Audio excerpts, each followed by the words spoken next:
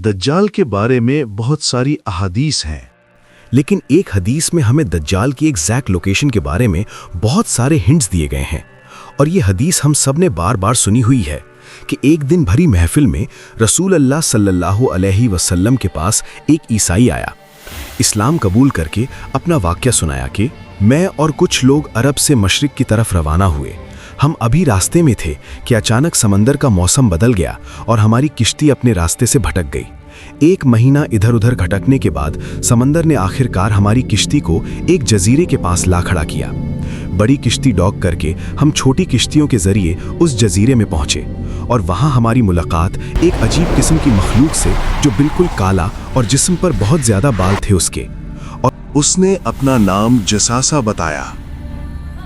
हमने उससे पूछा, तुम क्या चीज हो, क्या मखलूक हो? उसने बोला, मुझे छोड़ो, वो उधर एक मंदिर है, उधर जाओ, वहां एक शख्स तुम्हारा बहुत शिद्दत से इंतजार कर रहा है। अंदर हमने एक शख्स को जंजीर में बंधा हुआ देखा और उसने हमसे 3 सवाल पूछे कि मुझे बेसन के दरख्तों के बारे में बताओ, क्या उसमें कोई फ्रूट फल वगैरह है? हमने कहा बिल्कुल, वहां बहुत फ्रूट्स फल वगैरह है। उसने कहा बहुत जल्द यहाँ कुछ भी नहीं होगा। फिर उसने पूछा, भुइया के बारे में बताओ, क्या उसमें पानी है या नहीं है? हमने कहा बहुत बहुत पानी है। उसने कहा बहुत जल्द ये भी खुश्क हो जाएगा। और फिर उसने कहा, मुझे उस उम्मी पैगंबर के बारे में बताओ, क्या किया उसने अभी तक? हमने बताया कि वो मक्का से निकलकर मदीना में आबाद हो चुका है। उसने कहा, क्या वाकई ही वो यसरब मदीना आ चुका है? ये कहते हैं कि उसने कहा कि अब मैं बताता हूं कि मैं कौन हूं। मैं हूं दज्जाल और बहुत जल्द मैं अपने कैद से आजाद हो जाऊंगा और तमाम इलाकों में जाऊंगा सिवाय मदीना यानी यसरब के। रसूल अल्लाह सल्लल्लाहु अलैहि वसल्लम ने तमाम लोगों को मुखातिब करके कहा, ए लोगो, ये है यसरब मदीना। तमीमदारी जो कह रहा है मुझे उसमें सच्चाई नजर आ रही है। याद रखो, दज्जाल शाम के समंदर में नहीं और ना यमन के समंदर में। और अपने हाथ से मशरिक की तरफ इशारा करके कहा, दज्जाल मशरिक में है, दज्जाल मशरिक में है, दज्जाल मशरिक में है। अब सिंपल सी बात है, मदीना के ईस्ट में फेमस अरेबियन सी है और इसमें मेनली 4 जजीरे पाए जाते हैं।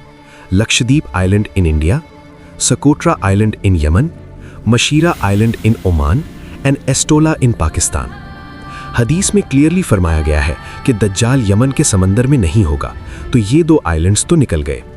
रसूल अल्लाह सल्लल्लाहु अलैहि वसल्लम ने मदीना में जो मशरिक की तरफ इशारा किया था, अगर उससे हम एक सीधी लाइन खींचें तो बिल्कुल एस्टोला आइलैंड के ऊपर से गुजरती है। और जब उस अशारी साहब ने कहा कि मंदिर में एक शख्स बंधा हुआ है, हाईली पॉसिबल है कि शायद वो आज के दौर में एस्टोला के मंदिर में हो। लेकिन ये तो 1450 साल पुरानी कहानी है। मंदिर तो अभी 40-50 साल पहले बना होगा। 2000 साल पुराना मंदिर,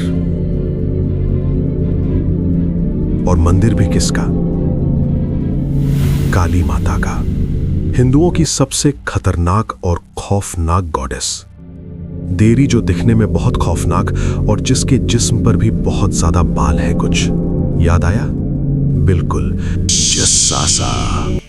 उन सहाबी ने जिस अजीबो गरीब मखलूक की बात की थी, याद आया? बिल्कुल हिंदुओं के इस भगवान से मिलता जुलता। लेकिन अगर आज आप अस्तोला आइलैंड जाएं तो आपको दज्जाल नहीं मिलेगा।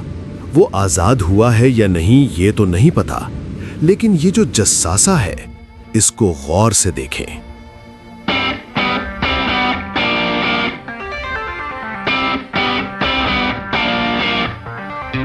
कुछ याद आया? नहीं।